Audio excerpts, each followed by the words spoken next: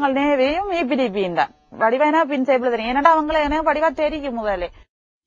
United Nations Human Rights Commissioner Louise Arbour, after seeing the pleading and crying women through the gates, she said that these incidents do not reach her office.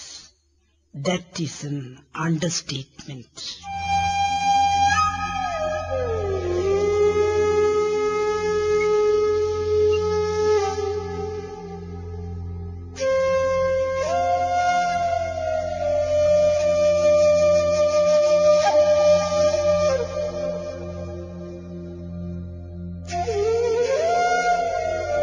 His wife Jaykumari's story reveals much about this Jaffna phenomenon.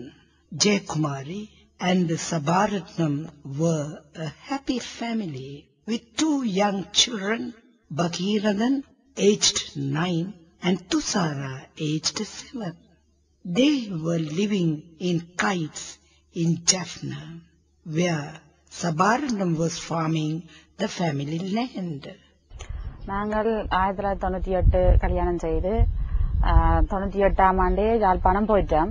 98ல இருந்து 2007 வரைக்கும் அங்க இருந்து நாங்கள் 2007 பாதை பூட்ட முதல் எங்களுக்கு எந்தவித பிரச்சனையுமே இல்லை. அங்க பாதை பூட்டினது பிறகுதான் நாங்க பிரச்சனையாவே இருந்தது. அப்ப இவரை தங்களோட செய்யற சொல்லி எல்லாம் வற்புறுத்தி கேட்டவங்க EPDPயும் நேவியும் சேர்ந்து தங்களுக்கு வேலை செய்த சொல்லி கேட்க இவர் மாட்டேன்னு சொல்லிட்டு அவர் நேவிக்காரன் EPDP எல்லாம் வந்து நீதானே சொன்னியாம் நீதானே போய் காப்பாற்றினியாம்னு சொல்லி அவங்க கேட்க நீதான் காப்பாற்ற சொன்னியாம்னு சொல்லிட்டு எல்லாத்துக்கும் இருக்கு போறான்னு சொல்லி போட்டு போனவங்களை போக அப்ப இவர் கடை போனவர் கன நேரமா போயிட்டு தானே வீட்டை வர இவங்க அங்கேயே ஊராத்திரையிலேயே வச்சு கன நேரமா இவரோட வாக்குவாதப்பட்டு கொண்டிருக்க இவர் நான் போறேன் வீட்டை தேட போயினோம்னு சொல்லிட்டு வீட்டை வந்துட்டு வீட்டை வர இவங்க எல்லாமே சேர்ந்து கதைச்சு போட்டுதான் பிறகு 4 மணிக்கு இவர் வீட்டால வெளிக்கிட்டு போயிட்டு அந்த போனவர் காண இல்லைன்னு சொல்லிட்டு பாத்து கொண்டே நின்றுதான் நிக்க காணையில 6:45 போயிட்டு 7 மணிக்கிட்டயா வந்துட்டு 7 மணிக்கு நான் வீட்டுக்கு ரோட்ல நின்றுறான் அவ்வளவு நேரம் பாத்துக்கொண்டு ஆளை காணையிலன்ட்டு வீட்டை போட்டு வீட்டுக்கு போய் நிக்க கடவு 2 சத்தம் தான் என்ன சுட்டு கேட்டது படார் படார்னு சத்தம் கேட்டது. அப்ப மச்சாலக்கெல்லாம் வெளியிலான்னு நின்றவன் நான் ஓடி வந்து கேட்டேன் நான் என்ன சத்தம் கேட்டதுன்னு சொல்லி கேட்க சொன்னா யாரையோ சுட்டு போட்டாங்க போல கிடக்கு சுட்டு கேட்டதன் நான் சைக்கிளையும் எடுத்துக்கொண்டு நான் தனியதான் ஒரு தரம் இல்லை என்னோட வாரத்துக்கு மச்சால் மனுஷன் சரி அனுப்பாயம் நான் தனியதான் அதுக்குள்ளால ஓடி போனேன். நான் சைக்கிளையும் எடுத்துக்கொண்டு போறேன். ஒரு ஒழுங்கைக்குள்ள லைட்டை போட்டுட்டு அந்த ஒழுங்கைக்குள்ள 2 மோட்டர் சைக்கிள் எடுத்துக்கொண்டு போறாங்க. சேப்ல நான் இவங்க நேவையும் EPDPயும் தான் வடிவானா பின் சேப்ல தெரியும் என்னடா அவங்கள என்ன வடிவா தெரியும் முதல்ல வீட்டடிக்கு எல்லாம் வந்து போறவங்க இவரோட எல்லாம் கதைக்கிறவங்க தானே வந்து தனக்கு உதவி செய்த சொல்லி எல்லாம் கேட்கிறவங்க தானே அப்ப அவங்கள எனக்கு வடிவா தெரியும்.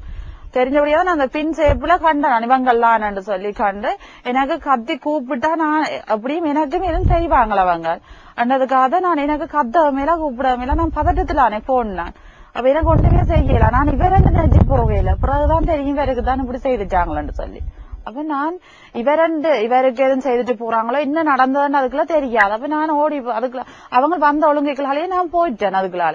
அதுக்குள்ளால நான் எந்த உயிரையும் பொறுத்துதான் நான் போனேன் இவரை தேடி இவர் எங்க போனாலும் நான் சொல்லி போட்டுதான் போயிருந்தது போறேன்னு. இப்ப நான் போய்கொண்டு இருக்க அந்த ஒழுங்கைக்குள்ள மோட்டர் சைக்கிள் எடுத்துக்கொண்டு அவங்க போறாங்க.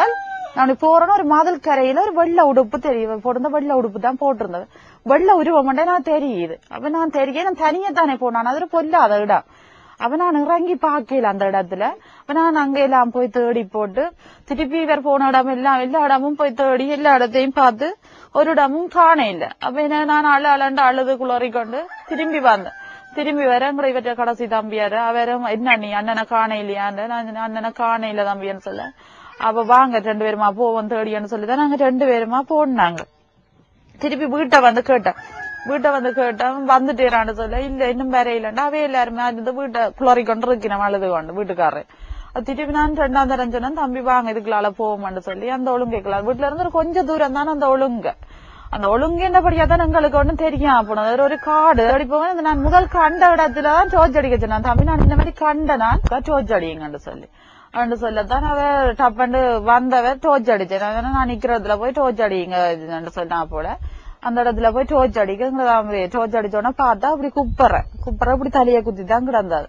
அப்ப நான் சைக்கிளையும் போட்டுட்டு உடனே ஓடி போய் தூக்கிட்டேன். நெஞ்சில கை வைக்க மட்டும் உயிர் மூச்சு மட்டும் இருந்தது.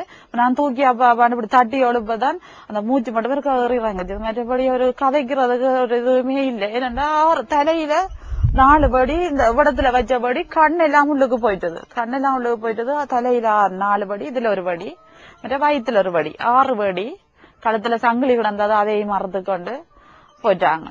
குப்புறதான் கிடந்து நான் தான் தூக்கி என் மடியெல்லாம் உயிரே போடாது. தம்பி வந்து கடைசி எல்லாம் தரப்பால் எல்லாம் கொண்டு தந்து போட்டு மூடி போட்டேன். ஏன்னாண்டா ஃபீல் வைக்காரெல்லாம் அதுக்குள்ள வருவாங்க, சந்தேகமானாக்களை பிடிப்பாங்க சொல்லுவாங்க. ஒரு சனமும் வரையிலேங்க. நானும் எங்கட மஜ்ஜால் குடும்பம் அவை 3 பேர் தான். அதுல விடியும் வரைக்கும் 3 பேர் தான் இருந்தாங்க. எனக்கு சின்ன பிள்ளை எல்லாத்தையும் வச்சுக்கொண்டு அதுல விடியும் வரைக்கும் லாம்ப கொளுத்தி வச்சுட்டு எல்லாரும் விட்டுட்டு வர சொல்லி எல்லாம் மூடி போட்டு வாங்க போக மாட்டேன். நான் சொல்லிட்டேன், எந்த உயிர் போனாலும் நான் வர மாட்டேன், நான் இதுலயே இருப்பேன், நீங்க பண்ண மாட்டேன், எல்லாரும் விட்டுட்டு போங்க, நான் வர மாட்டேன்னு சொன்னா போல. அதோட எனக்காக மஜ்ஜாலாக்கள் எல்லாரும் இருந்தது. 11 மணி போலாம் போலீஸ் வந்தது. அதுக்கப்புறம் வந்து அவங்க எல்லாம் எடுத்து நீலவானம் வந்து எல்லாம் பார்த்து எல்லாம் எடுத்து வேற இந்த தூரத்துல இருந்தது. போலீஸ் அதை எடுத்து பார்க்கும்போது எடுத்து கோட்ஸுக்கு கொடுத்தது. கோட்ஸ்ல வழக்கு நடந்தது. அவருக்கு நீதவான் என்ன கேட்ட குண்டுல எழுதிட்டு, உங்களுக்கு தெரியுமா யார் செய்தாண்டு? எனக்கு தெரியும், யார் செய்தாண்டு தெரியும். ஆனா நாங்க போலீஸ்ல சொல்ல இல்ல. என்னன்னு சொல்ல, நான் தப்பி வரையிலாது, நானே எனக்கு தெரியாதுன்றே தான் சொன்னான். ஒரு தடவை எனக்கு தெரியாது சுட்டதுன்னு. சுட்டாக்குல தெரியாத, நான் தெரியாண்டுதான் சொன்னேன். தெரியாண்டு சொல்லிதான் நான் அப்புறம் என்ன சொல்லிக்கிறேன். தெரியாண்டு சொன்னபடியா ஆக்களை திருப்பி கேட்டேன். வழக்க நான் தொடர வச்சு நான் உங்களுக்கு வேண்டுறேன்னு சொல்லி நான் சொன்னேன், நான் இங்க இருக்க மாட்டேன், நான் போறேன், எனக்கு வழக்க நீங்க சரியா முடிச்சுதான் சொல்ல. அப்ப நீதவான் பாத்துட்டு அவர் 3 தவணையோடய வழக்க க்ளோஸ் பண்ணி மரண சர்டிபிகேட் தந்தேன்.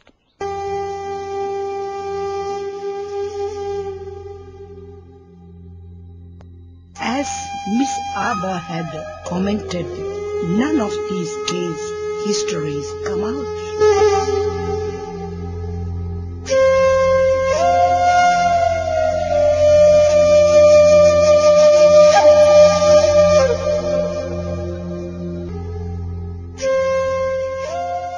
Jay Kumari and the children managed to escape.